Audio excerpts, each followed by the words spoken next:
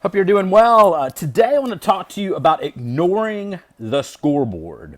So, growing up, I played a lot of football, and I had the great pleasure of playing for this one really good disciplinarian football coach at one of the high schools I attended. And one day, we were playing this game against somebody that we probably should have easily been beating, but we were down.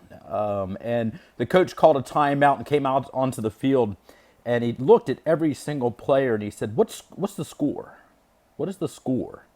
And every player said, it's 13-10, coach. We're down. It's 13-10, coach. It's 13-10, coach. Went to every single player. And then he looked us in the eyes and said, ignore the scoreboard. His point was that we're spending too much time obsessing about the score. We're focused on, are we winning? How much are we down by? We're getting panicked. We're pushing ourselves because we're down. Instead, we should have been focusing on the next play. We should have been focusing on executing that very next play and not worrying about the score. The coach's job is to worry about the score and to send in the play accordingly. And as players, our focus should be on executing that very next play. The same point was raised by Nick Saban, longtime University of Alabama football coach who has won multiple national championships.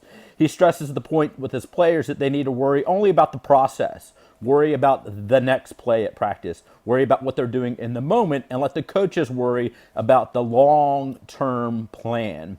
The same thing happens in our lives, right? Some of us have coaches, some of us have bosses, some of us are our own boss. But the basic idea is you set the plan and then you focus in the moment.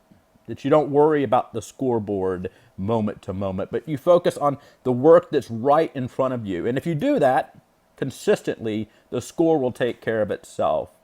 A lot of people talk about this as lead indicators versus lag indicators. We focus on the lead indicators, those things that are immediately in front of you that you can control, like showing up to the gym every single day. The lag indicator, the weight number that shows up on the scale, will take care of itself. The same thing with your work. If you're focusing on your work day in and day out, that what's immediately in front of you, the long-term results will take care of itself. The scoreboard will reflect your day-to-day efforts.